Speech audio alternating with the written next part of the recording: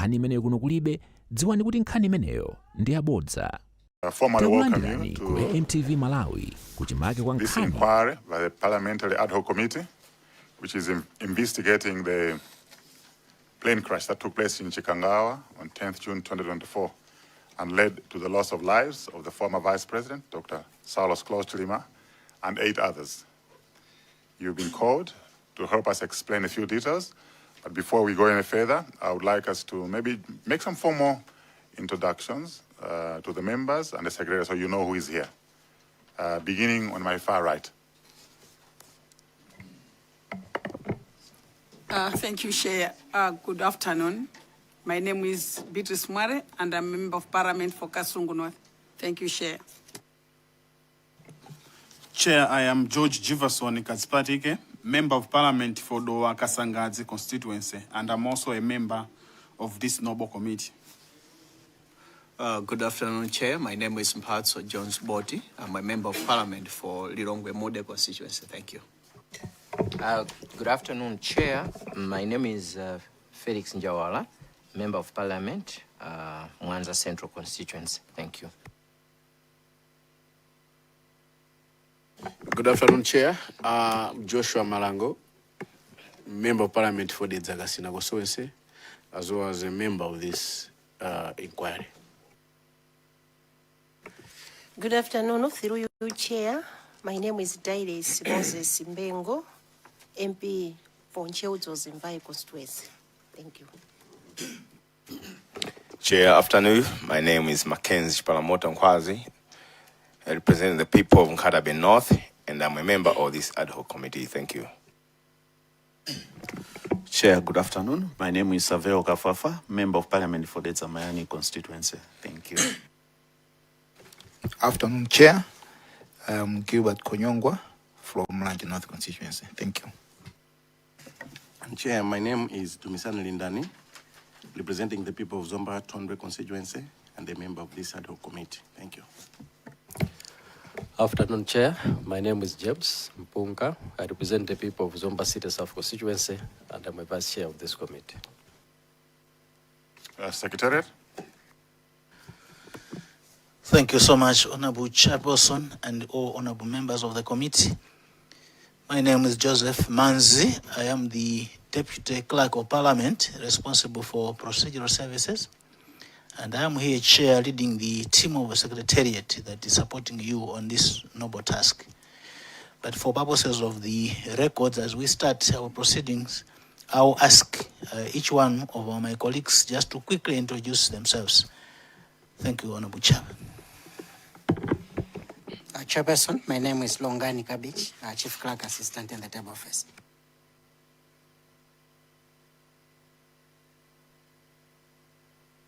Good afternoon, Chairperson Tile Likoma, Head of Legal Services. Thank you. Good afternoon, Chair. My name is Ephraim Mwaipopo, Principal Clerk Assistant. Thank you. Good afternoon, Chair. My name is Patrice Nkono. I'm a legal consultant with the Secretariat. Thank you. Through you, Chair, I am Endless Nyari, editor of the Hansard. Good afternoon, Chair. My name is Suzy Okunga, Principal Public Relations Officer, Parliament. Good afternoon, through you, Honorable Chair. My name is Annie Ganyangalazi, Research Officer. Good afternoon, through the Honorable Chairperson. I'm Opede Polepole Ali, Committee Clerk. Thank you. Good afternoon, through you, Honorable Chairperson. My name is Sipu Okoma, Senior Clerk Assistant, Table Office. Good afternoon, Chair. My name is Louis Maki, Secretariat. Thank you.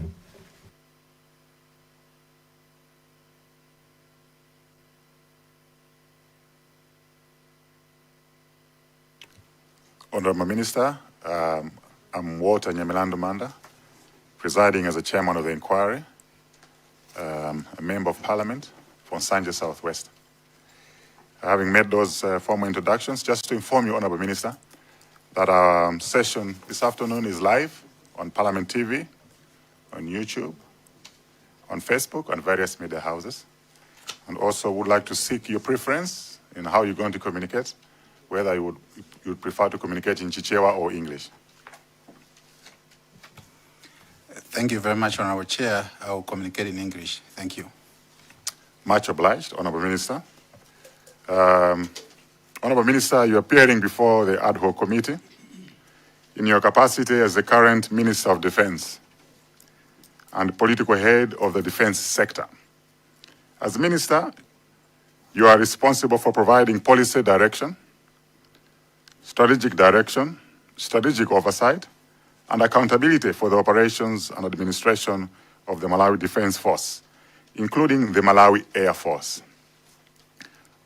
While you were not directly involved in the operational planning, piloting, maintenance, or authorization of the Donia 228 flight on 10th June 2024, your testimony is important in helping the committee understand the broader policy, governance, institutional, and resource environment within which the flight took place. Specifically, you are expected to assist the committee in examining oversight role over military aviation operations, existing policy guidelines, adequacy of aviation safety systems, funding and resource allocation of aircraft maintenance and operational readiness, search and rescue preparedness and capacity within the Defense Force, government responses to the findings of previous investigations, and reforms undertaken or planned to strengthen aviation safety and institutional accountability. You will note that these were given to you through the summons, and that's why you're here. We would like you, once you have taken oath, to explain your role and what you know in as far as these matters are concerned. So may I request the Secretary to administer oath. This oath will be administered to both you and the Principal Secretary, Gift Chance Dula.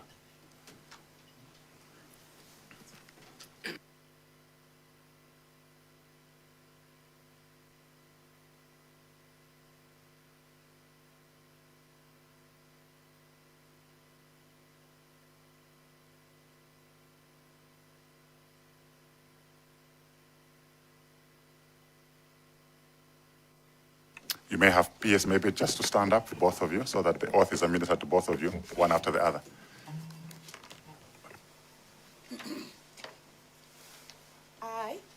I, Feston Kaupa, Minister of Defense, Do solemnly swear do solemnly swear by the Almighty God by the Almighty God that the evidence I shall give that the evidence I shall give shall be the truth, shall be the truth, the whole truth, and nothing but the truth. nothing but the truth, So help me God. so help me God.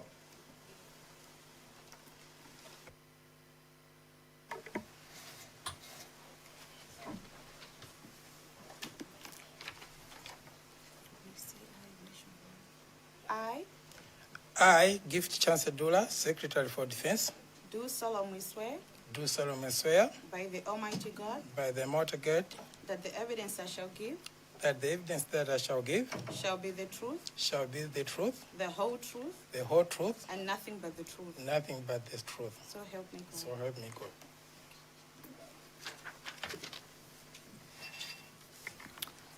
Thank you, Honorable Minister and the Principal Secretary. You, having taken oath, you're now free to give your testimony. You may have brought a presentation. You can talk through your presentation, depending on what you're comfortable to do with. Thank you. Thank you very much, Chairperson and the honorable members present. Indeed, I have a presentation, and I will speak to my presentation. So, first of all, I would like to appreciate the invitation that I received from this committee to appear so that the Minister of Defense, and indeed myself as Minister of Defense, I can provide some information to this committee to assist in the work that this committee is undertaking.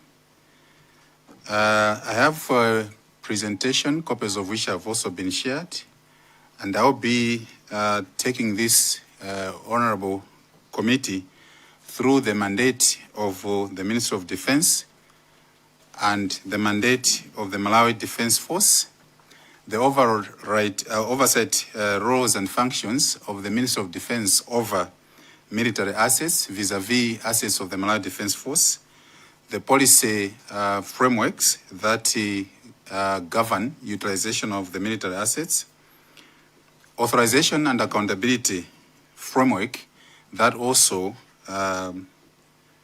guide the utilization of military assets, of course zeroing in on military aircrafts.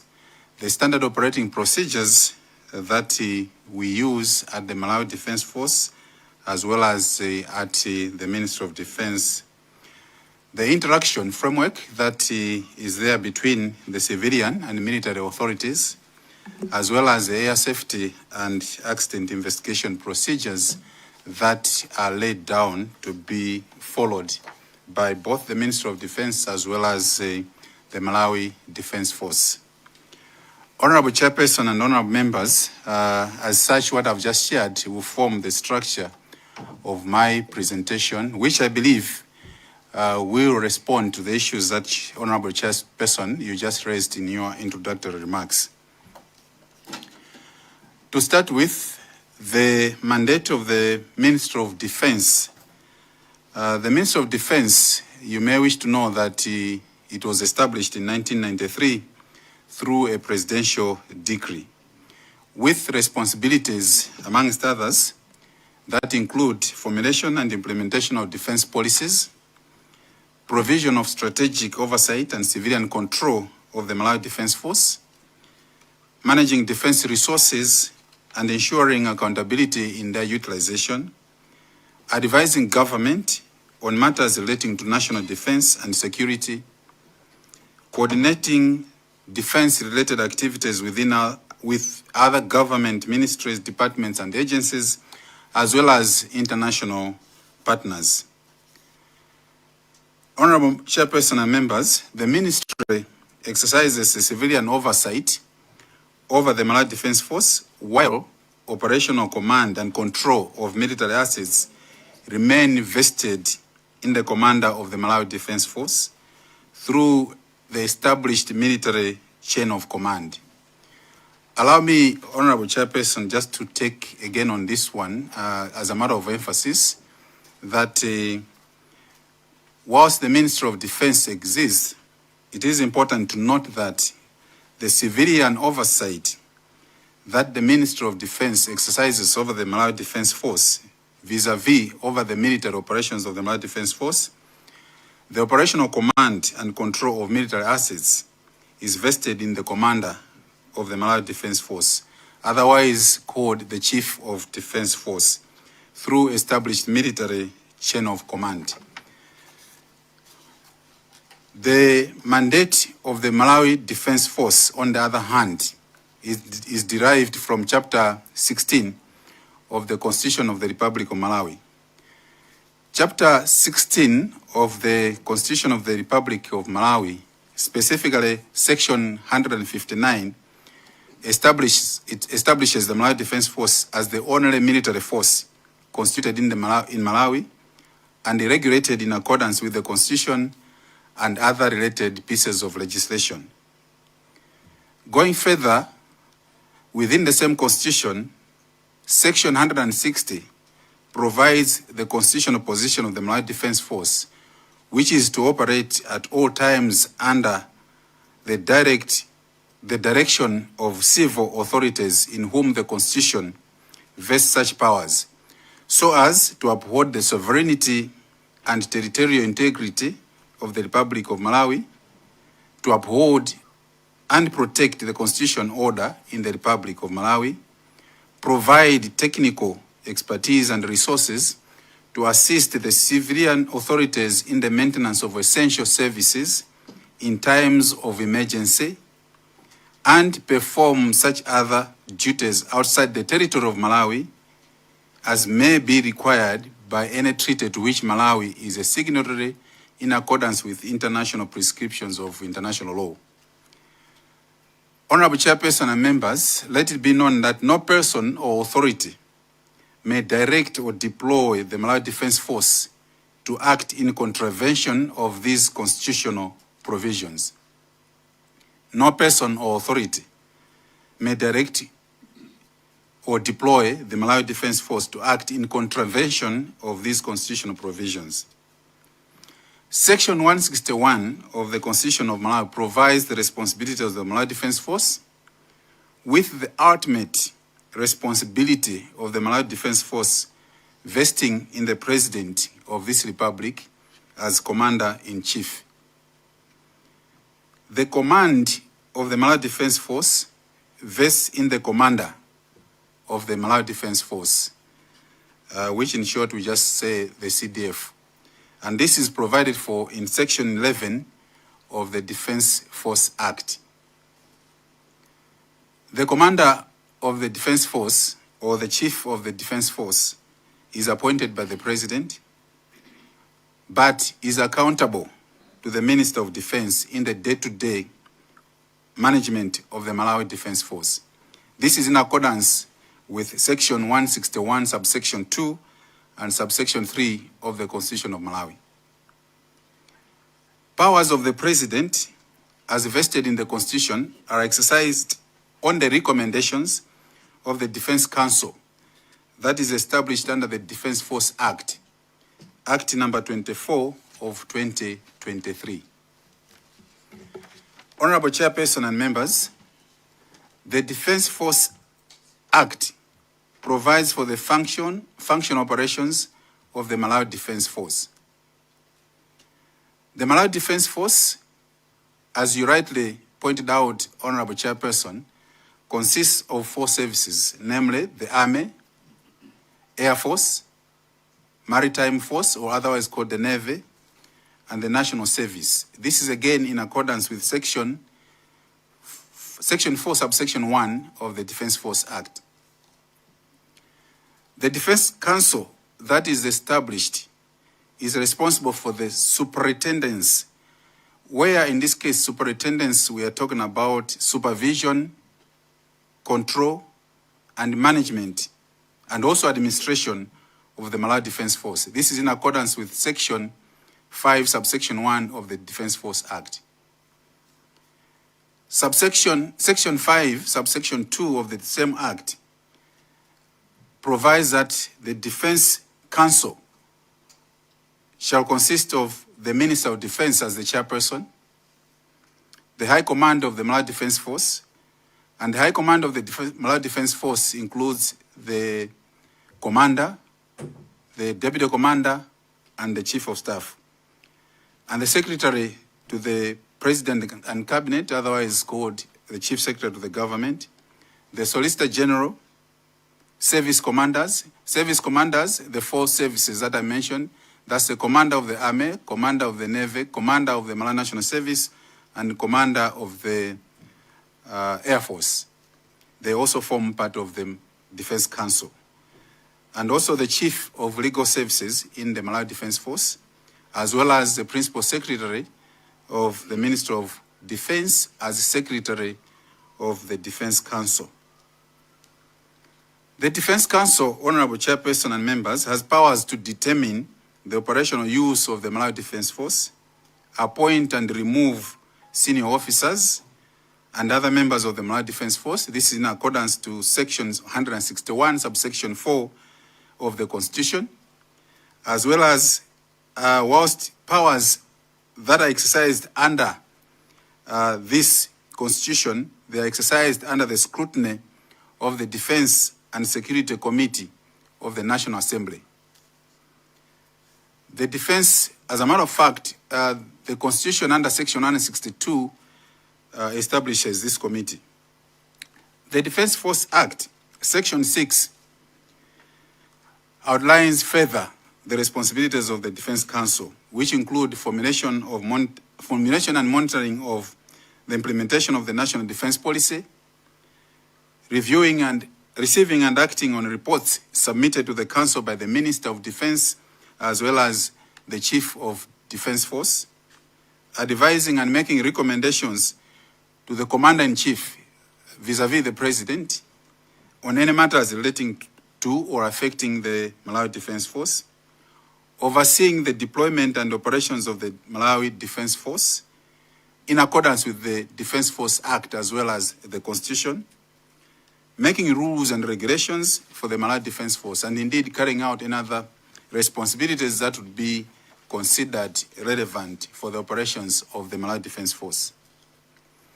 With regard to oversight of military aviation assets, Honorable Chairperson and Honorable Members, the Minister of Defense exercises oversight responsibility over the assets of the Malawi Defense Force through policy direction and strategic accountability mechanisms. The operational management of military aircrafts is undertaken by the Malawi Defense Force, again, as you rightly mentioned, Honorable Chairperson, through the Malawi Air Force and other designated military aviation structures whose responsibilities include aircraft operation and mission execution, air crew training and certification, aircraft maintenance and airworthiness management, flight safety management, compliance with military aviation regulations and procedures. The Ministry of Defense receives regular reports and briefings on the status, utilization, maintenance, and operational readiness of aviation assets to ensure accountability and effective resource management. Honorable Chairperson and honorable members, the policies that govern utilization of military aviation include, as I mentioned earlier on, of course, the Constitution itself as the main law of the land, the Defense Force Act of 2023, standard aviation procedures in line with International Civil Aviation Organization, Malawi Defense Force standing orders and aviation regulations, flight safety regulations and procedures, and other applicable international aviation standards and protocols. The Malawi Defense Force aviation assets, Honorable Chairperson and honorable members, that utilized for national defense and security operations as would be expected, but they are also used for training and operational readiness activities for the Malawi Defense Force, emergency response and disaster relief operations. These would be national, as perhaps in some cases would be determined and dictated by the Disaster Management Department. These aviation assets are also utilized for medical evacuation missions where this would be deemed necessary. The same are used for search and rescue operations, other official government duties, and of course, humanitarian and national interest missions.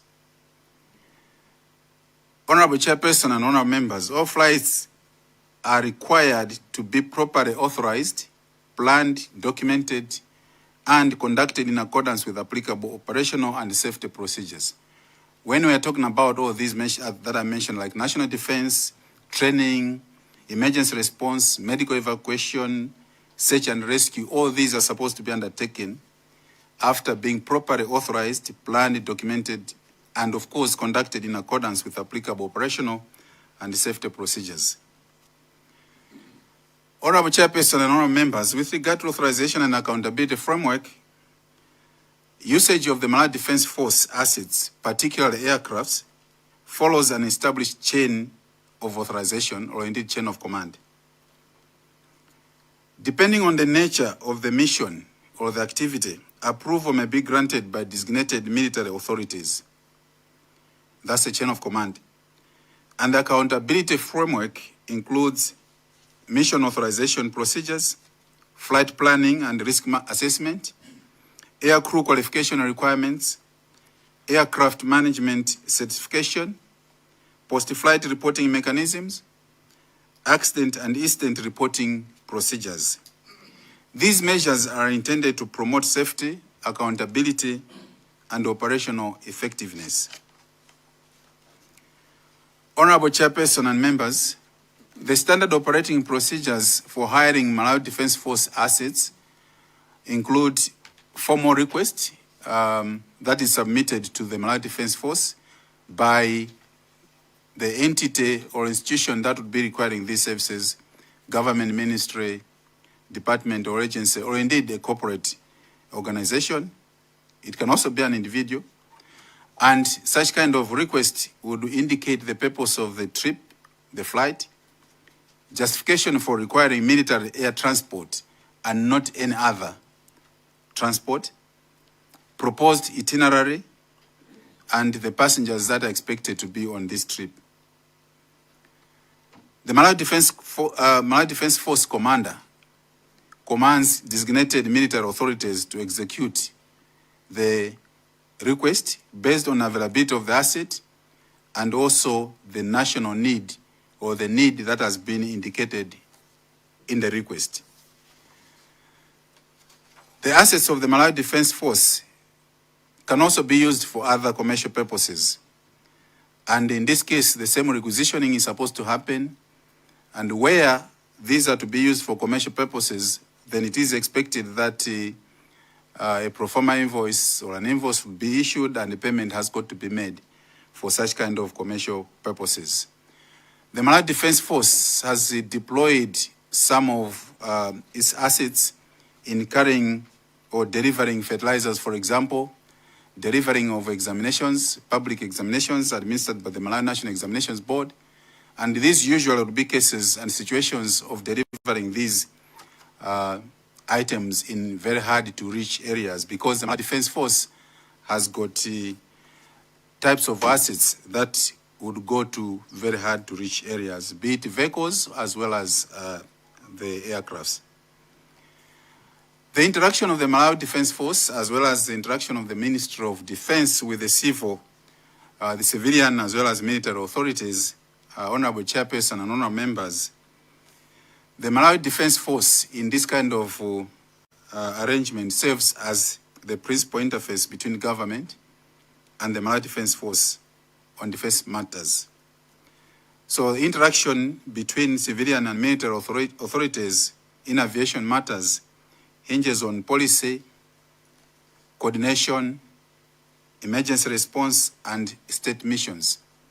When it comes to policy and strategic direction, Honorable Chairperson and members, government through the Ministry of Defense provides policy guidance, while the military executes operations within approved frameworks. In the matters of coordination, coordination is done with the civil aviation authorities, so the military operations are coordinated with relevant civil aviation authorities to ensure safe and orderly use of national airspace. And such coordination would include flight clearance, airspace management, flight information sharing, air traffic coordination, safety and management response arrangements. With regard to national emergency operations, the Malawi Defense Force assets are frequently used to support civilian authorities during disasters, humanitarian emergencies, medical evacuations, as I mentioned earlier on, and other national emergencies.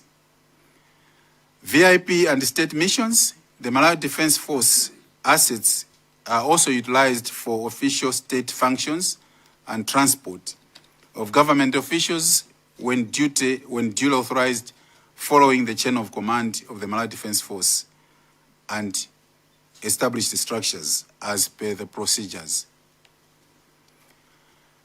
Honorable Chairperson and members, air safety and accident investigation procedures, again within the Malawi Defense Force, these follow appropriate procedures and they are considered to be of very paramount importance.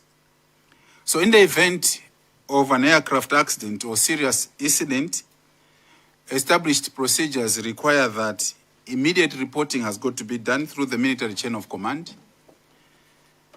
As the reporting is being done, measures have got to be undertaken to ensure preservation of evidence so that when investigations are undertaken, there should be some evidence that can be relied upon. The procedures also require that technical and operational investigations have got to be undertaken, and that's why I mentioned that there is need for preservation of evidence. But such also require that there should be cooperation with relevant government agencies and specialized investigators as need arises. And of course, upon undertaking such investigations, implementation of any recommendations that can arise from the investigations. Honorable Chairperson and honorable members, as Minister of Defense, we are very committed to ensuring that whenever such kind of investigations are undertaken, they have to remain to be transparent, accountable, as well as the recommendations that come out of such should ensure continuous improvement of aviation safety standards in the military operations. Honorable Chairperson and honorable members, in conclusion, I would like to state that the Ministry of Defense exercises civilian oversight over the Malawi Defense Force, aviation assets, through policy formulation, as I mentioned earlier on, strategic guidance, resource management and accountability mechanisms. Operational responsibility for the Malawi Defense Force aircrafts, of course, remains under the Malawi Defense Force command structure, as I mentioned earlier on, and as established by the relevant pieces of legislation. The utilization of military aviation assets, again, is governed by the constitution provisions, legislations, statutory requirements, military regulations, and applicable aviation safety procedures. And there is effective coordination between civilian authorities and military institutions, which remains essential in ensuring that there is safety, efficiency, accountability in our aviation operations to ensure and deliver national interest.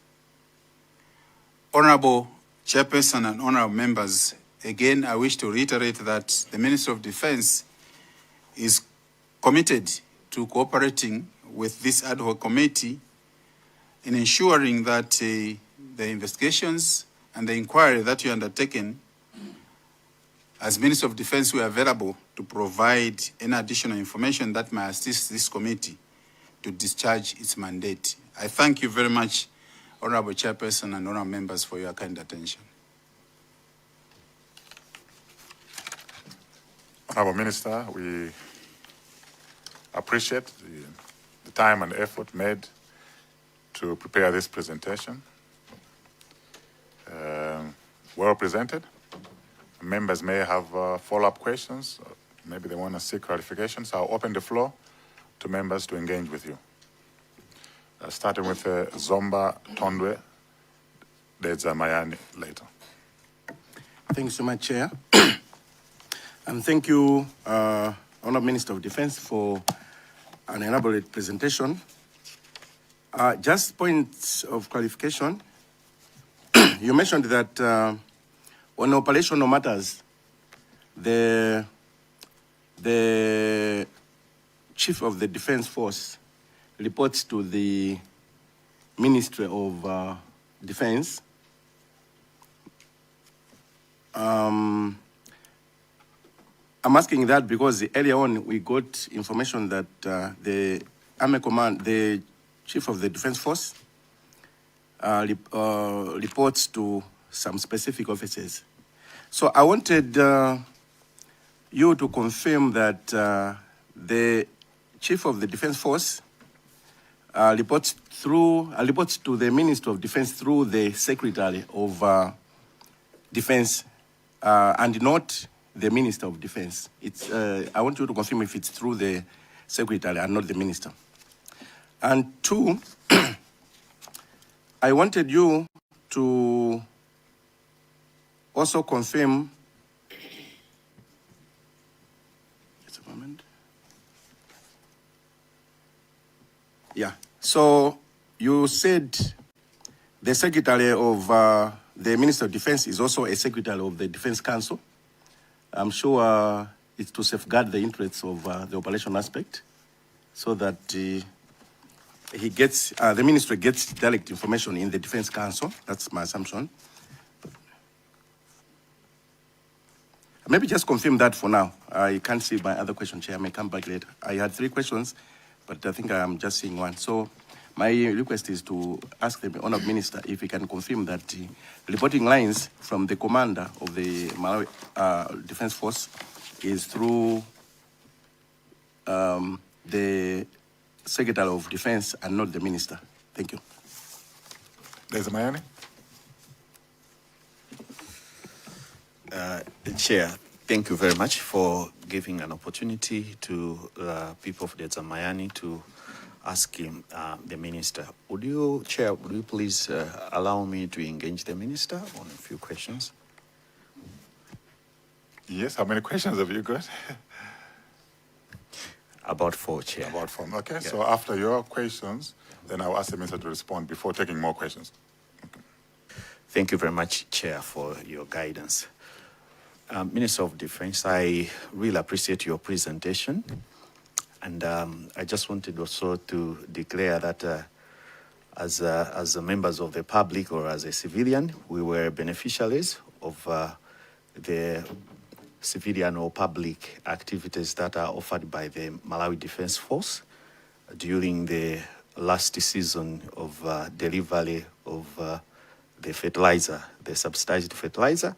My area has challenges with transport, so we benefited much by use by your vehicles, the Malawi Defense Force vehicles. Without them, my people couldn't have benefited. So we are beneficiaries of the civilian activities offered by the Malawi Defense Force.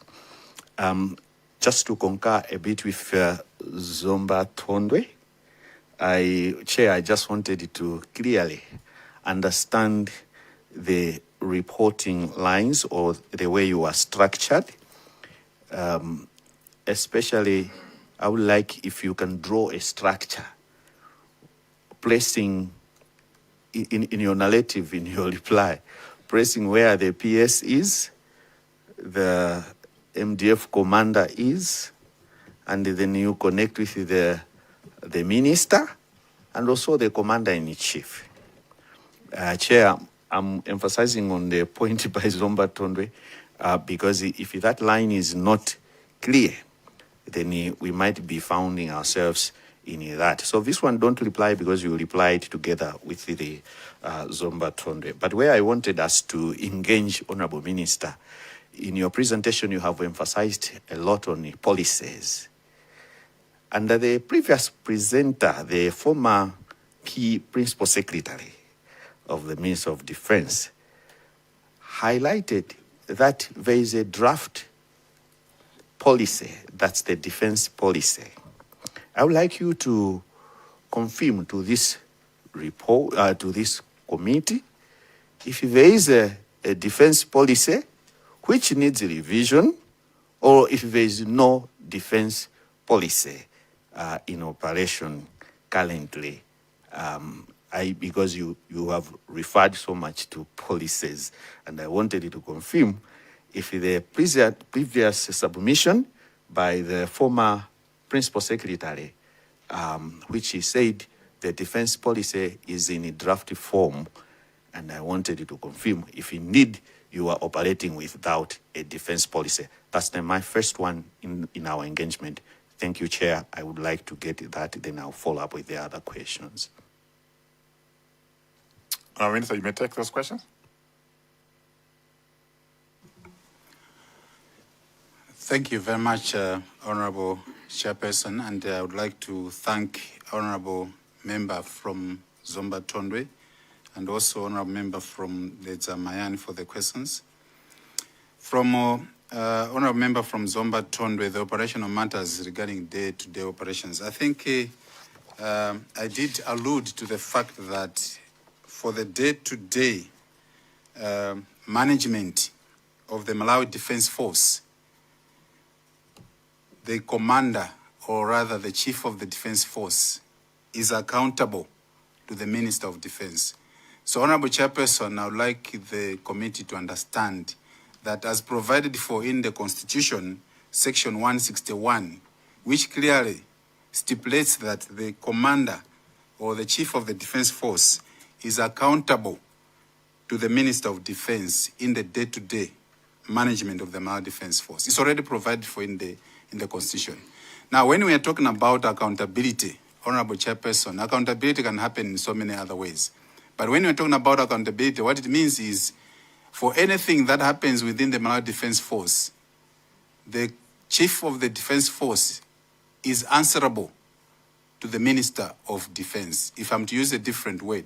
Otherwise, the Constitution uses the word accountable, meaning that the Chief of Defense Force would be answerable to the Minister of Defense for the day-to-day management of the Malawi Defense Force.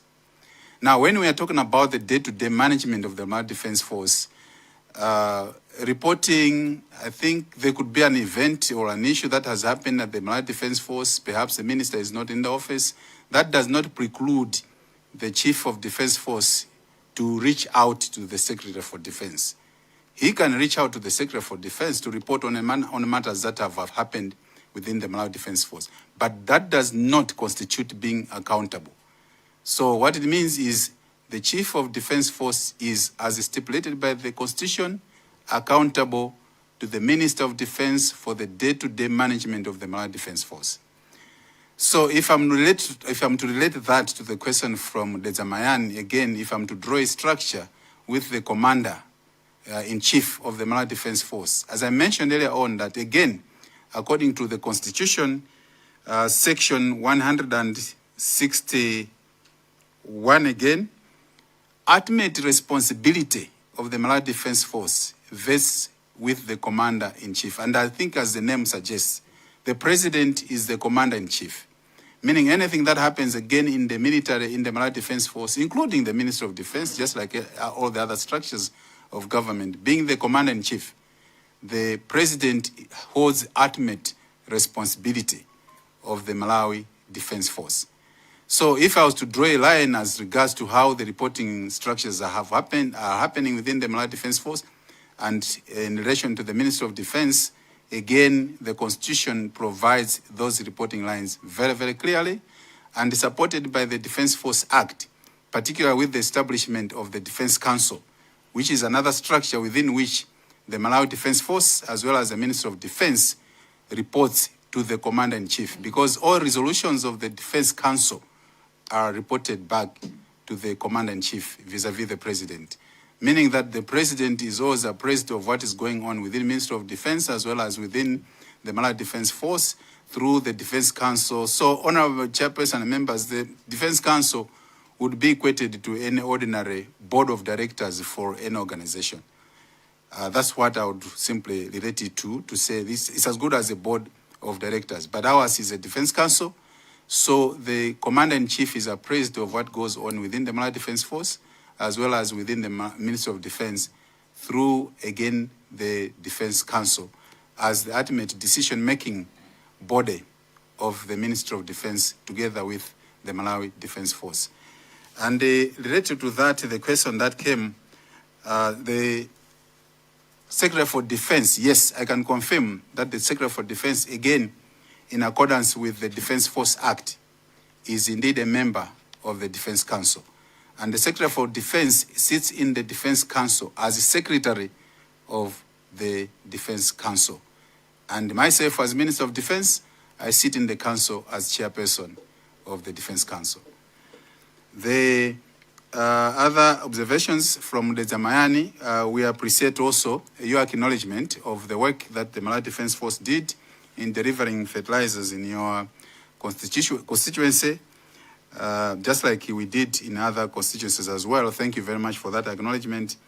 I think the issue about, I hope I've managed to clarify on the reporting lines between the Minister of Defense, the Commander or the Chief of Defense Force, as well as the Commander-in-Chief. And indeed, I must state, Chair, here that, again, just like any organization, should there be any issues that the Commander-in-Chief would like to find out from the Chief of Defense, again, there is no law or legislation that prevents the Commander-in-Chief to check or reach out to the Chief of Defense Force for any information that he might wish to have. Equally so, just like the President, who is the Commander-in-Chief, there is no legislation that prevents him from reaching out to the Minister of Defense to get or to check any information that he may wish to check with the Minister or indeed with the Chief of the Defense Force. The defense policy, Honourable Member from the Zamayani, yes, defense policy is in draft form. Just like I mentioned that the Act, the Defense Force Act is just 2023, July 2023. So the expectation is from the assent that happened in July 2023 of the Defense Force Act, the next steps are the development of the subsidiary legislation vis-a-vis the Defense Force regulations, and subsequent to that, development of the defense policy. So indeed, the defense policy is in draft form. We are developing it. And the timelines that we're giving ourselves is that before the close of this year, we should have it done, because it's now going through the approval processes. It has to be considered again by the Defense Council before we even escalate it to the Commander-in-Chief. So yes, the defense policy is available in draft form, moving towards completion. I thank you very much, Honorable Chairperson. Chair, my last submissions. Why I asked that background is that we have the previous presenters had highlighted the former PS for Minister of Defense when he was asked about inventory or knowledge on the status of the Malawi Defense Force assets, in particular things like aeroplanes and the rest. He said your ministry doesn't keep that inventory, such that as you are here, you might not necessarily know how many main statecrafts, like aircrafts, their status and what. I just wanted you to confirm if indeed that your ministry doesn't keep the actual inventory on knowing what is in the Malawi Defense Force, if that's the situation or if it has changed. Thank you, Chair. That's my last submission. No, Minister, let's exhaust this one.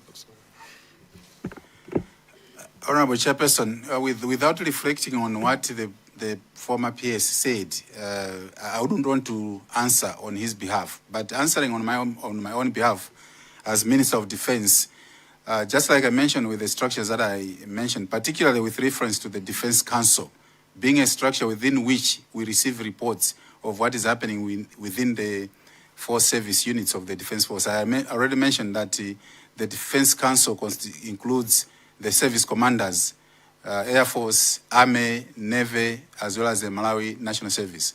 Why they are present in the Defense Council, and I mentioned that the Defense Council exists to receive reports from the Chief of Defense Force as well as the Minister of Defense. So this is a structure through which we receive reports. And when we're talking about receiving reports, obviously, we receive reports on how these units are performing. So if we receive reports on how these units are performing, we receive reports on what their asset base is. So if the previous speaker said they don't know, I don't want to reflect on that previous speaker, but this minister, through the structures that we have, we do receive regular reports on the assets, the inventory, and the status in which all these assets are, so that we can make informed decisions on what sort of investments we need to make to ensure that we increase the efficiency, the operational capabilities of the Malawi Defense Force. I thank you very much, Honorable Chair. Nkatabe North, Nchewu Zonzi, and we're going along that line, and I'll finish up with the Zomba City South. Yeah, thank you, Chair, for giving people Nkatabe North to ask questions, about 2 questions. Honorable Minister, good afternoon. Good afternoon. Can we go to our presentation number 9, Air Safety and Accident Investigation Procedure? Yes, procedures. Bullet, the last bullet. You said the ministry remaining committed to transparency, accountability, and the continuous improvement of aviation safety standards.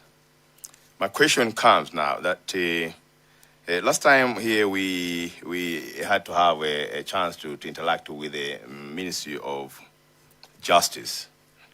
He presented here telling us that he couldn't have time to go through to the report which has been produced by the army. So you have been in the office maybe for a few months, but my question is, have you ever have the chance to go through the report for the accident? One. Two, is about accountability. Now, accountability and the transparency. Is it must that the report should be confidential rather than to be accountable to the public, according to our view? Thank you. Chair Nzonzimbai. Thank you so much, Chair, for giving chance the people of Ncheudzozimbai constituency to ask a question. Right Honorable Dr. Feston Kaupa, the Minister of Defense. Actually, I had two questions, but the first question has been asked already by Nkatabe North. Actually, I would just ask one. Following the accident occurred on the 10th June 2024, what improvements have been introduced to strengthen aircraft maintenance oversight, airworthiness certification, and operational safety? Thank you. Honourable Minister, may I take those two questions?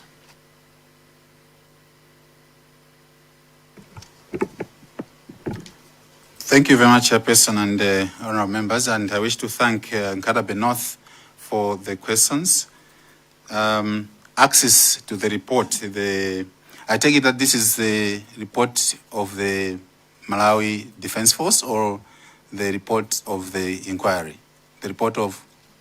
So Malawi Defence Force. Thank you. So the Malawi Defence Force report, yes, I've seen it. That's my answer. Then there is a report supposed to be confidential. I would say not necessarily, because I guess any reporting any report is supposed to be submitted to the authority that approved, authorized the issuance of that report. I'm taking it like this ad hoc committee has been sanctioned by some authority, from which the expectation is the report that will be generated by this committee is meant to be submitted to the same authority that sanctioned this committee. And therefore it remains a prerogative that office or the person, the office that sanctioned this committee, to now see where do we take this report to. So depending on who sanctioned, who authorized that there should be a Malawi Defence Force investigation, I take it that the report might have been submitted to that office. And therefore, why that office, upon receipt of that report, did not choose to disseminate it, I'm sure I would not be answering somebody's question. That person that authorized or sanctioned that investigation should be able to explain why that report has remained confidential and therefore was never made available to the public. Ncheudzozimbai, what improvements have we made in the Ministry of Defense as well as in the Malawi Defence Force with regard to the shortcomings that have been identified? We are working, and this Honourable Chairperson and members is work in progress, because there are recommendations that have been made for us to improve the oversight as well as the safety of our military aviation. One of which is, I think everybody here may know that much as we might be talking about having overaged aircrafts, in aviation I hear aircrafts do not really get old because they go a lot of refurbishments. So for an aircraft to be declared old, it really takes a bit of time. So the aircrafts that we have are aircrafts that just requires some overhauling, some regular servicing, which is what we're endeavoring to do. But I must hasten to mention, Honourable Chairperson, that the challenge that we've had is the same issue of resource constraints. And one thing that we are doing is to advocate for decentralized financing or funding of the Malawi Defence Force service units that I mentioned, the 4 units. We would want to move into a direction where we would want to see Minister of Finance and Treasury financing the Army separately, financing the Malawi Air Force separately, financing the Navy separately, and financing the Malawi National Service separately, as well as, of course, financing the joint Malawi Defence Force headquarters separately. This, we believe, it will also improve in terms of resource utilization, but the investments that we make. Because For the short time that I've been within in the Ministry of Defense, I've noted that when we're talking about operating the Malawi Air Force, it's not really a small thing. And indeed, to undertake maintenance and repair works for our aircrafts, it's not a small thing. Sadly, most of our aircrafts are grounded because not much of this is happening. So to answer Ncheu Zimvai, what we are doing is to continuously lobby with Ministry of Finance and Treasury to ensure that resource allocation is done separately so that we can have our aircrafts running most of the times and they're not grounded as the case right now. Because as we speak, some of the aircrafts are out for repairs, but for so many years, these have not come back because the companies that were contracted to undertake this work have not been paid.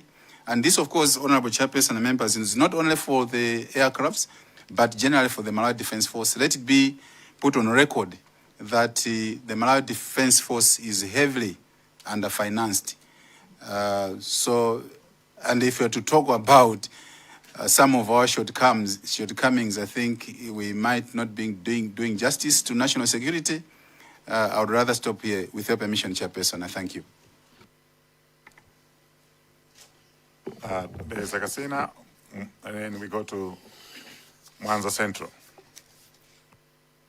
Thank you so much, Chair. I will not ask too much questions because Katabe had asked what I wanted to ask, but just to say, good afternoon, Honorable Minister. Good afternoon. Chair, the Honorable Minister in some other world used to be my CEO somewhere else when we both worked in the same ministry. And he's a man of his integrity, unless he has changed it because of other things. Can you confirm this whole document you have submitted it and we can speak to it? Sure, I can confirm, Honorable. Okay, can I take you to your last statement on page number 9, where you have committed to fully cooperate with this ad hoc committee? If that still stands, through your chair, can you speak or submit before this committee the report which you say you have seen, which was sanctioned by your Ministry of Defense, the Defense Force Planning Inquiry report, which they did on their own? Can you submit that report before this committee? Sure, Chair. I mean, I already committed that we would want to cooperate with this committee. Thank you, Chair. Chair, through you, can I ask that the witness duly submit that report which MDF did conduct its own inquiry, because as he has committed through this presentation, I thought he can share so that we can look at it. And then lastly, we didn't want to comment on the previous witness, the former PS, but you have gone rounds and rounds on the inventory. When Mayani asked you, you said no. Defense Council is there to receive reports. I think we have almost four times you have repeated that statement. I wanted you to confirm this committee if you know the inventory as to how many planes the MDF has, how many are in operation and how many are in that service, which you said some are yet to come back. I like this idea, Chair, that the minister, as I said, is very honest to say the MDF is, or the ministry, or this MDF from ministry is under financed, because I think you agree with me. If there's one vote which is more of into secrecy, it's the Defense Force, because we say, and you are not fully scrutinized. Because we hide under the curtain of national security. I like that you are able now to speak out that no, we are underfunded, we don't have this, we don't have this. Now, one of the TORs of this committee is to provide recommendations at the end of everything. Maybe before we give in the recommendations on how best we can support your ministry and your children of that's Army, Air Force and Navy. Can you share with this committee the inventory as to how many, even the marine equipment we have and that which we don't have, and those who are factional, most especially the plane. How many planes, how many helicopters do we have? Can you? Honourable Minister, you may take the question. If you cannot, then you may have to respond to the PS. Thank you very much, Chairperson. And I wish to thank Honourable Member from the Kasina. Indeed, cooperating fully with this committee, we will do. And as I mentioned, yes, this report can be shared. The ministry, or rather Malawi Defence Force, hiding under the curtain of security. I suppose, Honourable Chairperson, this also ought to be accepted, because there are some matters that certainly we cannot be talking about them like right now here. As you mentioned, Honourable Chairperson, that this discussion is live wherever it is, YouTube and wherever. So I don't think it would be right and proper in the interest of national security to be talking some of these issues now. So that, having said that, I don't think it will also be proper for me to be saying, you know, your Malawi Air Force has got 0 aircraft that is operational. I don't think it would be proper. Neither would it be proper here, now that we are on air, to be saying what's the inventory of our Navy, what's the inventory of our Army, how many guns or rifles do we have. I don't think, Chairperson, with due respect, I don't think it would be proper for me to be disclosing such kind of details. Nonetheless, in the interest of this inquiry, if such kind of information is available, certainly I'll have to liaise with appropriate authorities to see what is it and to what extent can we share our security details, lest those security details land in wrong hands. I'm sorry to say this, Chair, but I think this, I believe the committee would also agree with me. So we have the inventory, yes, but Chairperson, I'm hesitant to start mentioning the sort of inventory that we have for our military. I thank you very much, Chair. Yes, there's a question. Chair, I fully understand the minister. As I said, is someone who I know very well, as very honest. I don't want to go into that kind of details. You have already started saying we have some planes which went for servicing, but they are yet to be back for a number of years because we haven't waited. You have already studied it. So I just want to confirm, do we have any operation, if we have any emergency today, do we have any operation plane under MDF which is in operation? I don't need to go into details how many are they, and we don't know who do the gun, but do we have any plane which is in operation as we are speaking right now? I think the Honourable Minister has already said he doesn't want to expose our strength and weaknesses to the enemy. So you're trying to get the answer in a different way. Probably we may have to swallow our pride for now, and maybe allow him to answer other operational matters.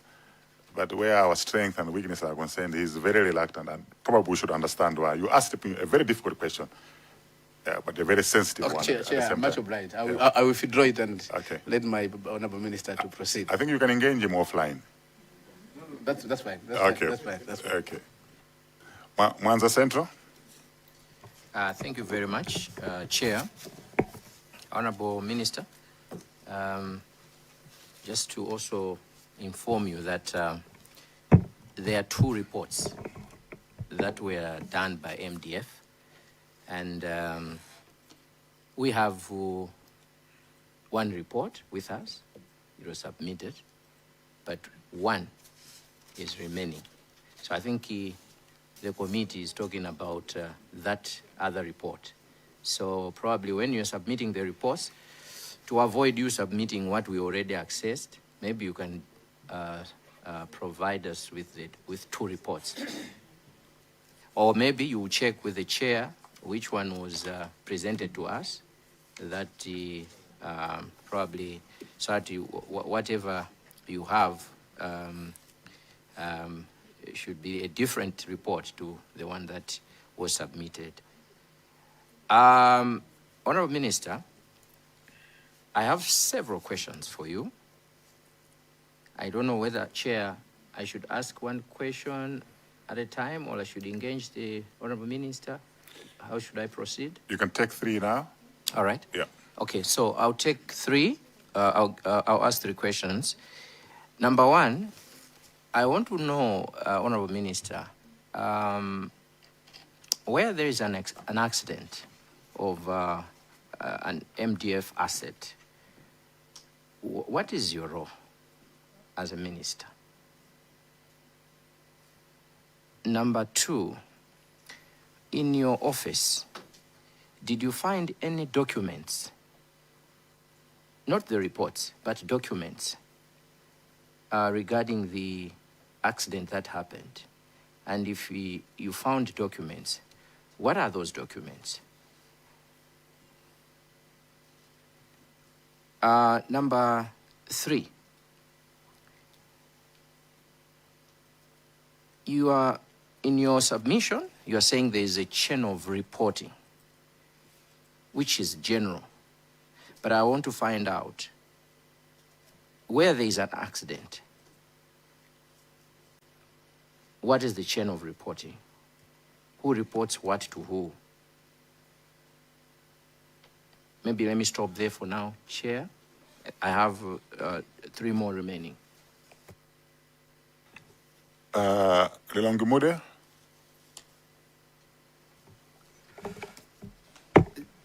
Chair, thank you so much. I hope the minister will be able to respond to all these questions because I have, I think I have 2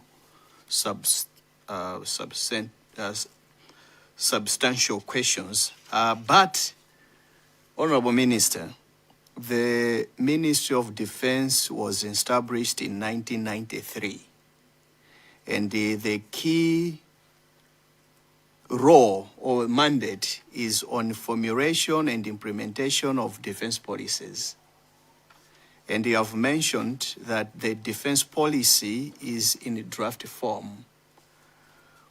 Would you confirm that there is no any defense policy from 1993 to date? Number 1. Number 2, your presentation on slide number 4, the last sentence, says the Ministry of Defense receive regular reports and briefings on the status, utilization, maintenance, and operational readiness of aviation assets to ensure accountability and effective resource management. You receive regular reports. Number 1, would you share these reports that you have been receiving? That's my first question. And my second question is, in your analysis, because I believe when you went into the ministry and the PS, you looked at these regular reports. There is a question about black box, why the aircraft did not have the black box. I'll put it in that plain civilian language. Is there any recommendation in your ministry telling Malawi Defense Force to actually acquire a black box and put in these aircrafts because they came without it? That's what we hear from the report from BFU and the Commission of Inquiry. Was there any recommendation, because that's what your ministry does, was there any recommendation to Malawi Defense Force to acquire voice recorders and black boxes and put them in that aircraft because it was a VVIP aircraft as well? My last question, Honorable Minister, is just to get a confirmation if you have seen any documentation in your office of the ministry being informed about the acquiring or the acquiring of the flight by the late former vice president, because we just want to understand the policy guidelines on when the VVIP request an aircraft from MDF, do they need to report or inform your ministry about it? Thank you so much, Honorable Chair. Honorable Minister, you may take questions from those two submissions, those two witnesses. Thank you very much. Thank you very much, Honorable Chair and Honorable members. I wish to thank Honorable Member for Mwanza Central and also Honorable Member for Lilongwe Mode. From Mwanza Central, 2 reports from MDF. In as far as I'm concerned, there is just 1 report. I don't know about 2 reports. So the report that I have, just like you said, that if I can share with this, I think there was a mention to say, okay, whether I need to check with the chair, whether the report that I have is the same one that the chair has, but I don't have any problem to submit the report that I have so that the chair can also check whether it's the same one that he has, to avoid circumstances where maybe I might be withholding the report that I have, and yet the report that the chair has perhaps is the second one or is the first one, depending on whichever is the first one, whichever is the second one. But I wish to confirm that I have 1 report, and working with the Malawi Defense Force says there is 1 report. So is this one I'm ready to share with the committee, Honorable Chairperson and members. Yes, what's the point of order? Chair, I just wanted to really emphasize the idea that we know there are 2 reports which were made confidential, and this committee is interested. So the first one was from MDF, but the other one was from Civil Aviation. So I just wanted to highlight, according to the presentation by the Minister of Justice. Thank you, Chair.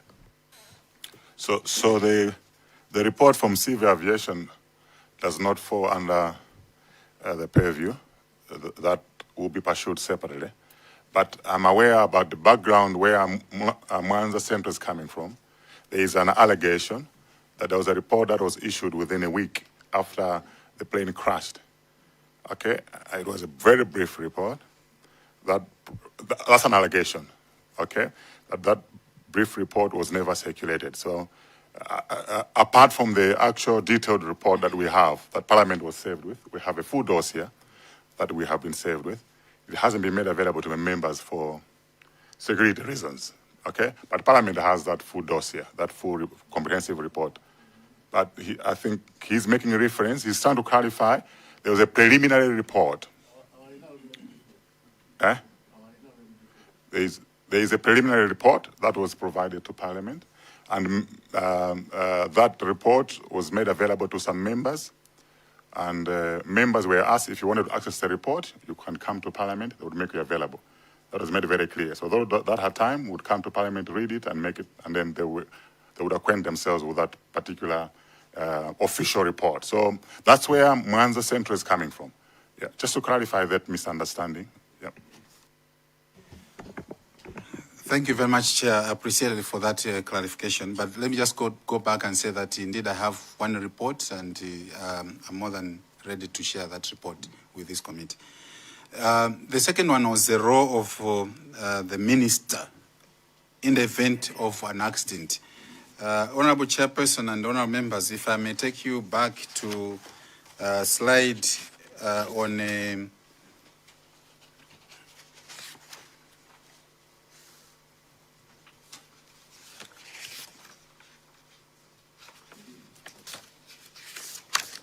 slide that talks about air safety. That's slide number 9. It should be section number 9, air safety and accident investigation procedures, where I've outlined the procedures that is followed. So when we are looking at all this, I reported that in the event of an aircraft accident, the procedures that we follow include immediate reporting through the military chain of command. So the military chain of command is whoever was responsible for that activity, they will have to report back through the line of command within the military, up to the minister, up to the chief of defense force, the minister, and even up to the commander-in-chief. Again, the issue of preservation of evidence, obviously this now would be the responsibility of those that would be responsible for the actual, whoever would be available at the site of the, of the event, and of course the investigations that have got to be carried out. So what I would like to emphasize is adherence to the line of command. As you might appreciate that that's how the military operates. So you not expect anyone, any Jim and Jack to report about an aircraft accident without necessarily, within the military, following the line of command. So that's what has got to be adhered to until the same is reported to the minister as well as to the commander-in-chief. The documents, if there are any in my office, I think the honorable member from Mwanza Central says that apart from the reports, if I come across any documents related to the accident, I would like to say no. I haven't seen any other piece of paper or document that talks about this accident besides the reports that I've made mention of. The chain of reporting, I suppose, again, this is about the chain of command with regard to reporting an accident, which I've already responded to. Coming to Lilongwe Mude, no defense policy since 1993 to date.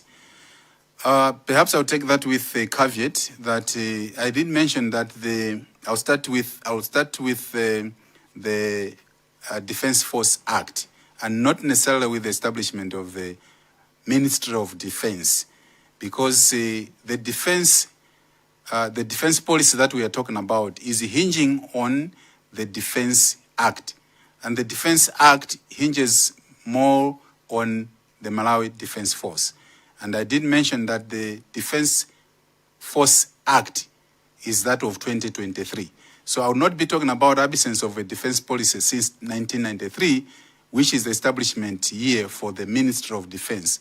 I would rather be talking about defense force or lack of defense policy from 2023, because the defense policy will be riding on the Defense Force Act. I did mention earlier on that from the Defense Force Act, we'll be talking about the Defense Force regulations and, of course, the Defense Force, in fact, the defense, not Defense Force policy, but rather defense policy. So, Honorable Chairperson, I would like to confirm that I would rather be talking about absence of a defense policy since 2023 and not necessarily since 1993. Yes, yes. Chair, the Defense Force Act of 2023 was a replacement of another Defense Force Act that was there. So there was a Defense Force Act before 2023, but because the amendments were many, then there was that parliamentary procedure. You don't just repeal one or two. If there are many, then you replace it. So it was there before 2023. Thank you, Chair. In other words, Honorable Minister, the question is, do we have a defense policy in Malawi as we stand? Chair, as I mentioned earlier on, that we don't have a defense policy as we speak now. There is one that is being developed and is in draft form, which we expect to finalize before close of this year. But thank you so much, Honorable Member for Lilongwe Mude, for that clarification, and indeed that that clarification that has been made. Yes, there's a man. Thank you very much, Chair. I just wanted if you can clarify if your ministry has a policy. Thank you. Yeah. Chair, I wanted the minister to be straightforward through your chair, because when we keep saying by the end of this year, are we saying January to December, or we are talking about the financial year, the calendar year which we use at the Parliament, where it started from 1st April to 31st March next year, so that we should be specific on that one. So members would like to know the plan of action. What's your plan of action on the policy? Thank you very much, Chair. When we're talking about the policy and the conclusion of the same, we are talking about the calendar year. That's by December 2026. The question to say, do we have the ministry policy? Chairperson, let me clarify that when we talk about the Minister of Defense, the Minister of Defense, sitting where I am, there is very small defining or differentiating line between Minister of Defense and the Malawi Defense Force. Because the Minister of Defense, I would say, exists just for the Malawi Defense Force. So when we are talking about the defense policy, there would be a very small line differentiating the defense policy as that of the Minister of Defense and that of the Malawi Defense Force.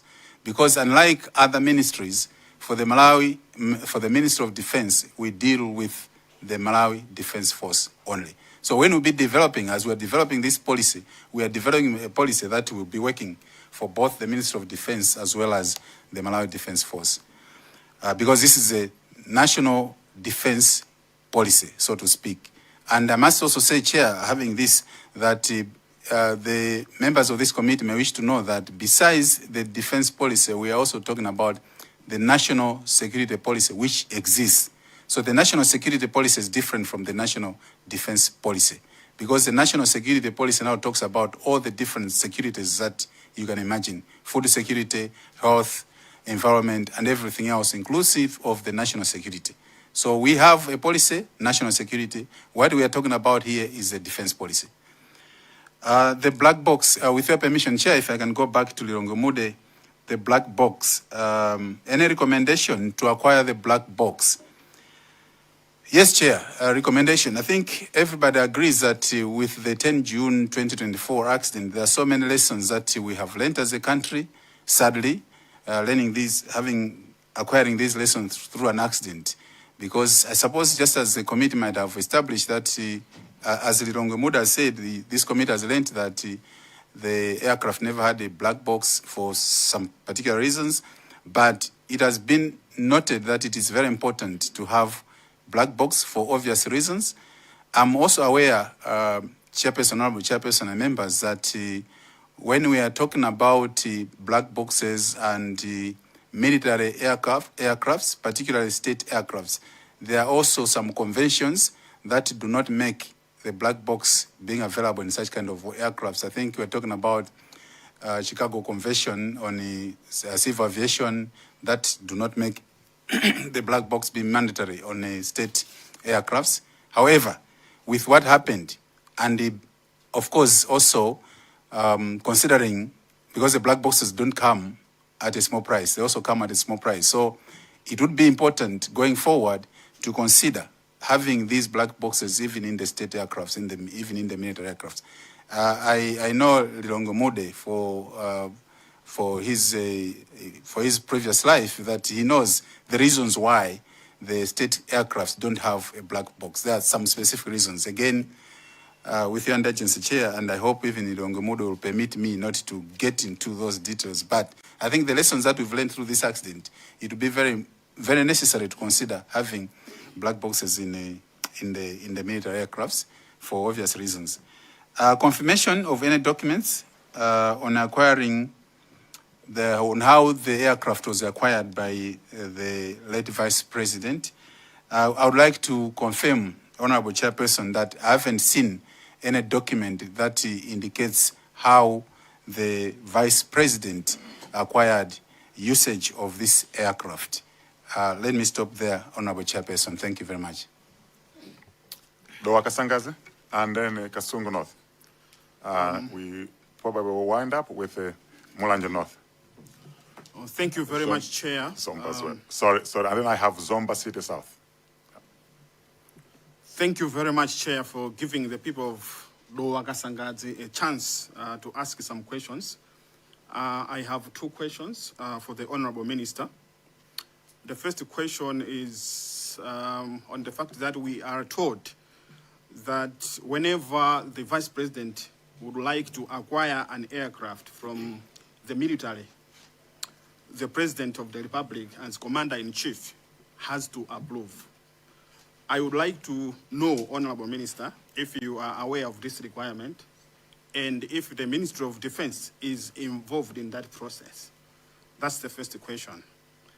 The second question is on the fact that we were we have been told that the aircraft that was involved in the accident in 2024 was acquired around 1986, and that it was 40 years old, around 40 years old. I would like to know if your ministry has plans to acquire new aircrafts. Thank you very much, Chair. Kasungu North. Thank you, Chair. Kasungu North has got only one question to ask the Honorable Minister. My question is, what formal or informal defense cooperation arrangements exist between Malawi and neighboring countries regarding aviation emergencies? Thank you, Chair. Honourable Minister, you may take those two submissions.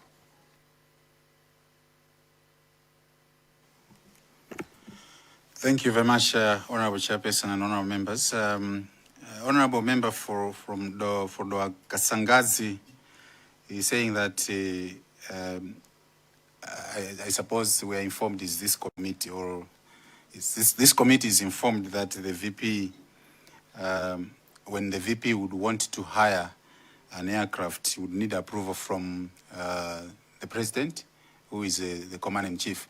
So as I mentioned again, Chairperson, I will take you back to my presentation where I presented the procedures that are followed when hiring the aircraft, which is on number 7, where a formal request or a formal memo has got to be submitted by the government ministry, department or agency, stating the purpose of the trip and why military equipment would be required for such kind of a trip, and everything else that follows. And this section mentioned that the commander of the defense force is the one who would now manage all this process. Now, when it comes to the vice president, obviously the expectation would be the office of the vice president writing such kind of a memo. But understanding the difference between the office of the vice president and other ministries and departments, the assertion that this would require approval of the commander-in-chief could be very right, because we are talking about the office of the vice president, which perhaps basically would also be understood as being very close to the office of the vice president being very, very close to the office of the president. It makes more sense to ensure that the commander-in-chief also gets to be aware of the need by the vice president to use the military aircraft. I would consider this to be a different arrangement and not being an ordinary arrangement like the laid down procedures, because of the office that we're talking about, because this is a VVIP office. And talking about since moving on to the next question, which is the aircraft that got involved in this accident having been acquired in 1986, about 40 years old. The number of years, honourable member, may not really be an issue of concern, but whether the aircraft went through the regular maintenance which is a requirement, because an aircraft is different from a motor vehicle. An aircraft, I think, just like maybe a ship, these are these are pieces of equipment that live very, very long. As long as regular maintenance and repair works are done, and refurbishments, because for aircrafts, in some cases, some parts would be removed even before the aircraft flies, just because the mandatory number of years has elapsed. So aircraft's maintenance follows a different ballgame altogether, different from what you'd consider to be an ordinary maintenance of an equipment. So 40 years is not really much of a problem, but whether the routine maintenance and the compliance with the appropriate aviation regulations were followed. So plans to acquire new aircraft, yes. When I got into office as Minister of Defense and went around to appreciate the nature or status of equipment that the military is using, Malawi Air Force is one such unit that is requiring a lot of investment. So we have plans, yes, to acquire an aircraft, particularly that we lost this one in the accident. So it just makes it mandatory that we should think of a replacement sooner than later.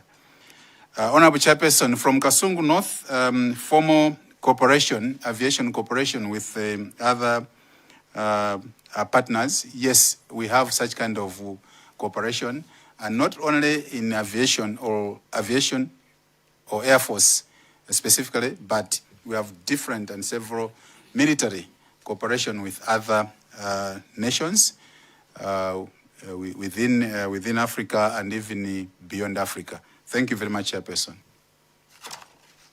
Mulanje North? For point of order, Chair. Yes. Just put on your mic.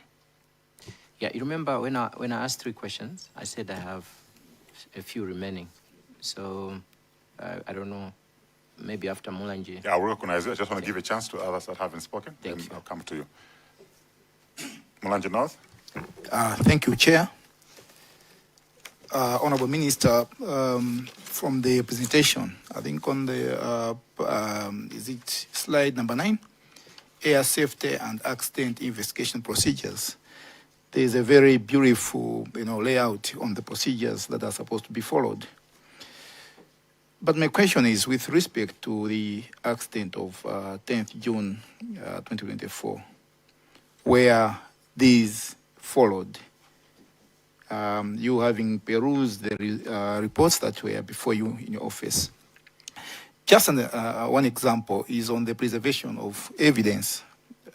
You may agree with me that after the accident, the social media was awash with graphic pictures of the victims, very appalling state of events, which were supposed to be properly preserved, for the integrity and the dignity of the victims.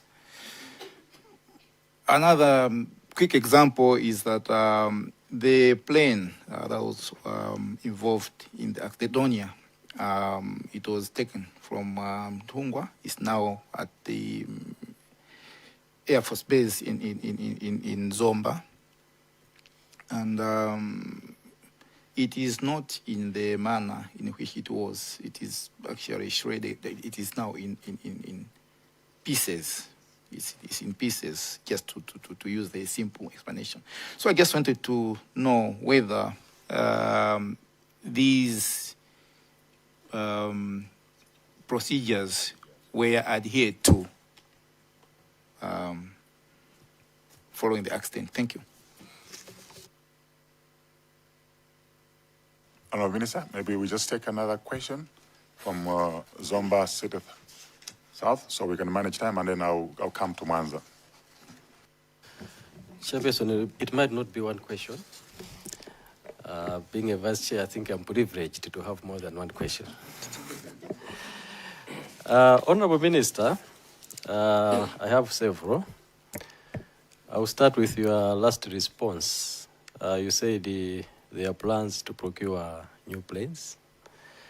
And I just wanted also to remind you that as you are preparing to procure new planes, you might also want to look around within the barracks. If there are other new planes that are not being flown, maybe because we don't have skills, maybe you might want to prioritize those ones before we start buying more new planes. Just an advice, in case there are new planes that are just lying idle. Chairperson, my next one is to take also the minister to slide number 3, I think on page 3, the last sentence where you say no person or authority may direct or deploy the MDF to act in contravention, etc., etc. What I have in mind is that we are talking about the chief, the commander-in-chief being of the overall boss of the military. This means that even the VP cannot move the military, the MDF, to do anything without the head of state, the commander-in-chief, knowing. Meaning, as you have responded, the procurement of the plane that is in question, you are telling us that the second citizen could not procure without the head of state, the commander-in-chief, knowing. I just want you to confirm that before I move to the next question. Honourable Minister. Chairperson, if I can quickly come to this, I think the procurement that we're talking about here is procuring the aircraft services, not necessarily procuring the aircraft. So I think I mentioned about this earlier on to say considering the office that we are talking about, this is the office of the Vice President. Despite the other arrangements that we have, the standing arrangements that we have with regard to acquiring services of aircrafts from Malawi Air Force, where the ministry or department agency is required to issue a requisitioning memo, etc., I did mention that considering the nature of this office, the office of the Vice President, I mentioned that it's very close to that of the President anyway, more or less like the same presidency. So I wouldn't really think that the Vice President would acquire usage of an aircraft without the principal knowing. Because in any case, my expectation is when the Vice President is traveling, he must take leave of the principal. So as he's taking leave of the principal, certainly the principal would also want to know what sort of transport mode the Vice President is undertaking. So I would consider it to be very important for the Office of the Vice President to write the Office of the Vice President to write the Office of the President and Cabinet, which is the Office of the President anyway, so that they get to know that there are these arrangements happening. And therefore that being the Office of the Commander-in-Chief would therefore move within the same line of command that I made reference to earlier on. Thank you very much, Chairperson. Thank you so much, Chair. I was asking that deliberately because I think we have a point in question where the late Raf Kasambala, I think there were witnesses who sat where you were sitting last week, and I think it was brought to the attention of the committee that there were some phone calls that were made by friends to let Kasambala to procure the aircraft. So I just want to also to confirm that there was no memo deployed in the procurement of the services of the flight that carried the remains of late Kasambala. I think we have on record that our colleagues who were at the funeral were making calls, etc., etc. So I just want you to confirm that there's no other exception apart from the Vice President. Chairperson, moving on.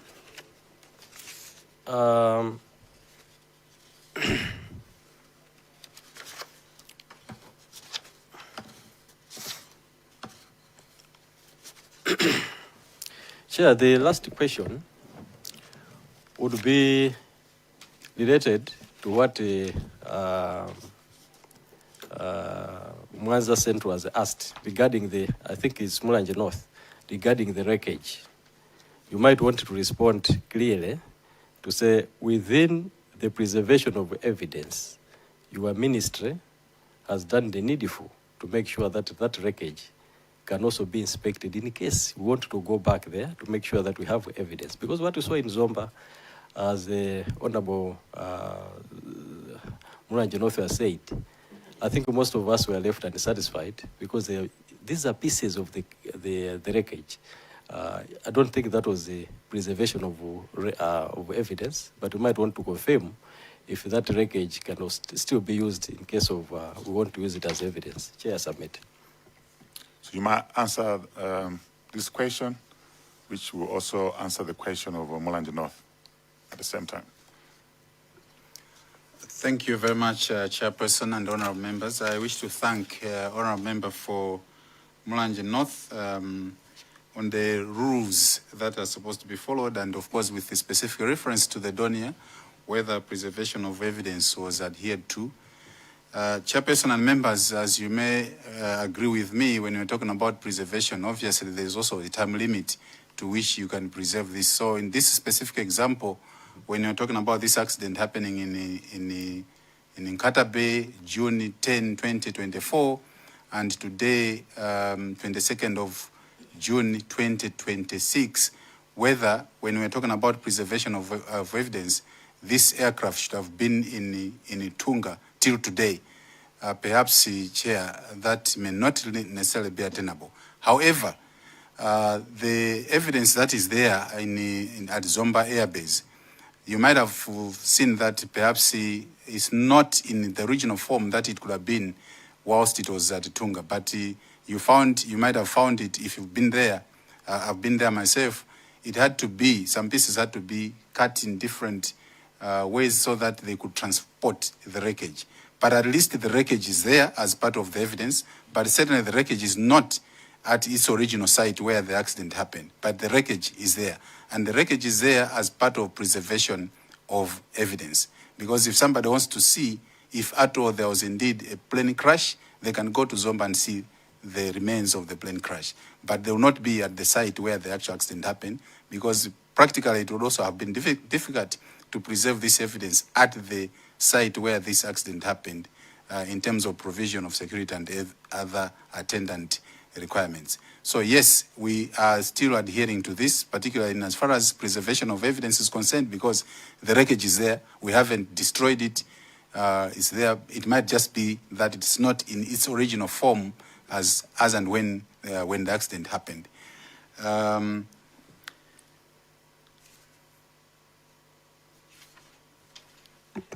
Zomba City South, you talked about this committee getting to know that it were friends that procured the services of Malawi Air Force with regard to hiring this aircraft, whether there are any documentation. I have information that there is documentation that was provided by Malawi Air Force to the friends that he requested the Malawi Air Force to provide these services to transport the remains of Leti Kasambara. So these documents are available at the Malawi Air Force. I think Zomba City South, you did ask about new plans regarding, I did not pick this one, right? Maybe it's the one that I already responded to. Chairperson, I did ask the Honorable Minister, as he's procuring new planes. Okay, yeah. So yes, as we are procuring new planes, new aircrafts, yes, we are aware, because we had to undertake an assessment, an assessment of the existing aircrafts and identify the gaps. So we have some aircrafts, for example, that are lying idle at Chileka Airport, the MOA 600 aircrafts. I think there are 2 of them. So we are aware of the challenges that we're experiencing as not to use them. Again, the same issues of resource constraints, but we are working on making sure that these aircrafts should go into, they should be flying, working with the suppliers of these aircrafts, and also with regard to the resource constraints, working with the Ministry of Finance and Treasury, that we can secure some funding to pay off the obligations that are making us unable to use the aircrafts right now. So yes, Chair, we are aware of the existing aircrafts, and we are making efforts to make sure that we also use them, much as we are also making efforts to acquire the others that we want to acquire. Thank you very much, Chair. Mwanza. Yeah, thank you very much, Chair. Honourable Minister, if this issue is of, if it's a security issue and you cannot respond here, I'll be fine with it. But maybe through the chair, you can provide the information. I want you to probably, inform this committee if our military is able to conduct its activities in any condition, rainy, cold weather, under the dark. Do they have the apparatus to operate or to conduct its activities under such conditions? If you cannot respond it now, but if you can probably finish that information to this committee, maybe by close of business tomorrow. Thank you very much, Honourable Minister. Honourable Minister. Thank you very much, Honourable Chairperson and Honourable Member for Mwanza Central. Thank you very much for at least giving me the preface and that advantage that if I cannot respond now, maybe I can provide this information to the committee later on, because indeed, Chair, just like I did respond to the others, if I'm to stay here that our military is not able, what would be the impression? But that's not what I'm saying. That's not what I'm saying. In terms of the capabilities, the readiness of our military, of our Malawi Defense Force, if you really need that comprehensive report of our readiness, Chair, I may have to, again, check with the security protocols as to how much disclosure we can make with regard to our readiness and our capability to operate in different weather or conditions, be it raining, fog, dry, hilly, or you name it, water, we can provide at a later stage, but having checked to what extent can we share this information. So thank you very much, Mwanza Central, for at least giving me that, that perhaps I can share later on and not necessarily within this. Thank you very much, Chair. Okay. Chair, just to emphasize that information is very important, I'll give you the background. The accident happened in the morning. Search started around 4, and at some point, search was stopped because weather conditions could not allow. That's why we need that information. It's very important for this inquiry. Thank you very much. Yes, Mulanje Mode? Sorry, Chair, Chair, I just want Mwanza Central to confirm that the search started at 4. That's what he said. But I don't remember to have that detail that it started at 4. So I want to confirm if that is the fact that it started at 4. Thank you, Chair. Chair, we were together at Ntungwa.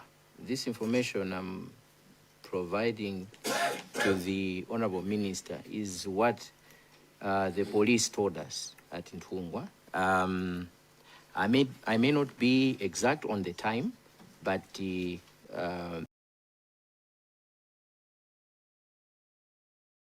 that's why I said maybe around, yeah. But this question is specifically on the search that was stopped. Yeah, thank you. Thank you, Mwanza Central. I think the facts on when it started will be verified, okay, when we go to search and rescue. I think we've had a good 2 hours with the Minister of Defense. If there's any lingering question, we can pose that question now so we can move on. Doa Kasangazi? Thank you very much, Chair. I would like to object to Mwanza Central on his request that the Honorable Minister here should bring information which will not be tested by us through questions. I don't think that will be fair.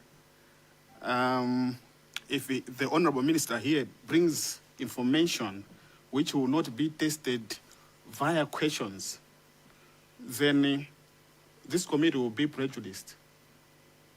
So my view is that if the Honorable Minister is to bring any information, then he has to come back for cross-examination, for him to be asked the questions on that information. Thank you very much, Chair. Okay, no, well noted. Honorable Minister, mine is just a simple question.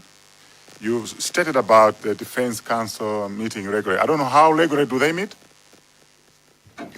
Chairperson will meet every quarter. Of course, in some circumstances, as and when there is a matter that needs to be considered, but regularly and as per the Act, ordinary meetings of the Council are every quarter, but we also do have extraordinary meetings. Thank you. So does the Defense Council approve the budget for Malawi Defense Force? Is it submitted to the Council for approval? Yes, Chairperson, as I mentioned that the Council receives reports from the Commander of the Defense Force as well as the Minister of Defense. So these are some of the matters that are considered by the Defense Council. One of the questions most Malawians have is the distinction on security matters pertaining to the military. Do you have a set criteria on what is confidential, cannot be discussed or disclosed, so that we are very clear on which areas we can go, what are the no-go zone areas? As it stands, transparency and accountability is a challenge, but maybe you can explain to us what are the no-go zone areas and what is there any set criteria? Chairperson, the military in its nature is a defense and security organ. In which case, I wouldn't sit here to say, you know, these are the specifics that would not be considered to be security issues or defense issues. Let it be known that the military, the Malawi Defense Force, by its nature and by its establishment, And looking at the objectives for which it was set, it is a security organization, and indeed most of its activities are security and defense activities. So much so that, yes, most of it would be no-go zone areas. And I think that's why even entry into our cantonments or establishments is highly restricted, just entry. Chair, disclosure of some of this military information, most of it is highly confidential, Chair. Thank you very much. My last one, you have stated that recommendations have been made to procure new equipment, one of which is a black box. That the black box must be fitted in most of the military aircrafts. Can you confirm here that what you're stating is that there was no black box in the Donia 228, or not? Is that the implication? Chairperson, in the Donia that got involved in this accident, I would say that there was no what is called, I think the honorable member for Lilongwe Mode mentioned of the voice recorder, cockpit voice recorder, flight data recorder, and I think most of these are the ones that are referred as to the black box, for the reason that it wasn't there, for the reason that, as it were, it is a state aircraft and military aircraft. And I mentioned earlier on that according to Chicago Convention, military aircrafts or state aircrafts it's not mandatory for them to have the black box. But specifically for this one, the Donia, that got involved in the accident, the reports that I've seen, according to the reports that I've seen, the reports are saying that, because I wasn't there, but the reports that I've seen are saying that the black box was not there. So this is in accordance, according to the reports. Not me, because I wasn't there. Okay, because we are in the process of gathering evidence. So anything you state, we will take it very seriously. Are you suggesting that the MASPA must be pursued further? Because we haven't yet concluded. You're basing this on the reports. It's not something that you know for a fact. Chairperson, yes. My answer is yes, that has got to be pursued further. Because I wasn't there, I cannot confirm that this aircraft, this specific aircraft, did not have a black box. Thank you, Chair. Thank you very much for that clarity. Honorable Minister, we've had extensive discussions with you, and we appreciate your time you have taken to explain to us the relationship between MDF and the Minister of Defense and the reporting lines. This will help us for making recommendations and also clarity on our report. We appreciate your time, and we don't take you for granted. There were areas where it was sensitive, we couldn't go to, where we appreciate for the sake of national security, and there's a space we cannot go to. If you have any other comments, remarks you would like to make before you leave, you're most welcome to do so.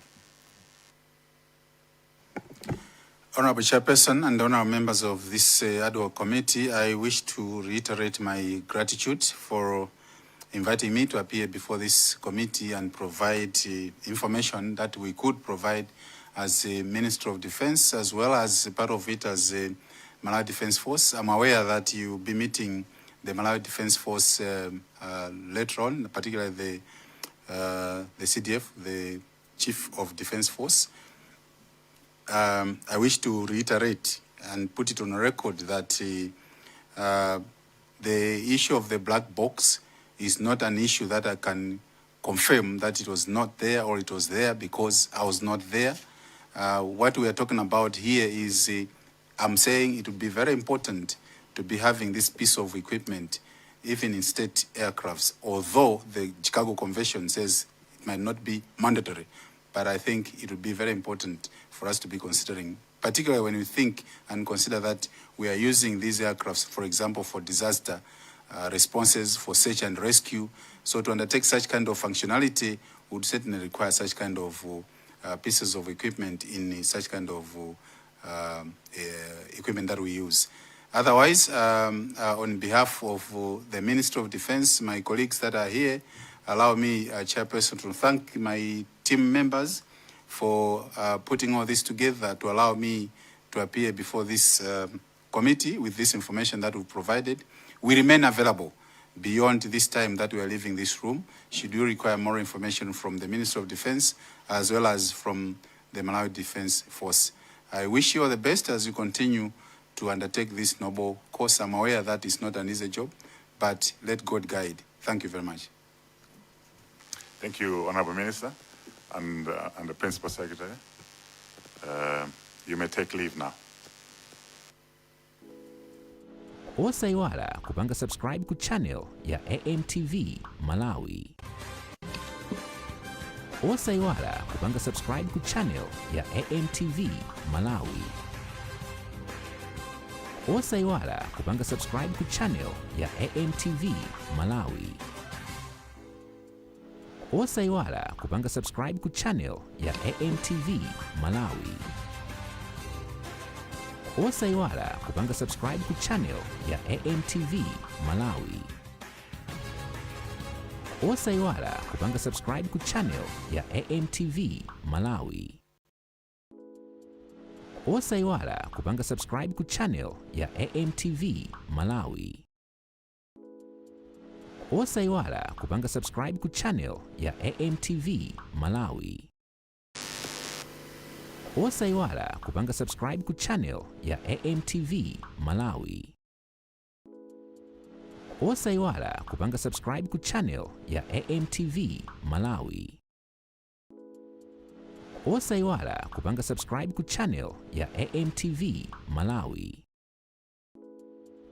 Osaiwala kupanga subscribe ku channel ya AMTV Malawi. Osaiwala kupanga subscribe ku channel ya AMTV Malawi. Osaiwala kupanga subscribe ku channel ya AMTV Malawi. Osaiwala kupanga subscribe ku channel ya AMTV Malawi. Osaiwala kupanga subscribe ku channel ya AMTV Malawi. Osaiwala kupanga subscribe ku channel ya AMTV Malawi. Osaiwala kupanga subscribe ku channel ya AMTV Malawi. Osaiwala kupanga subscribe ku channel ya AMTV Malawi. Osaiwala kupanga subscribe ku channel ya AMTV Malawi.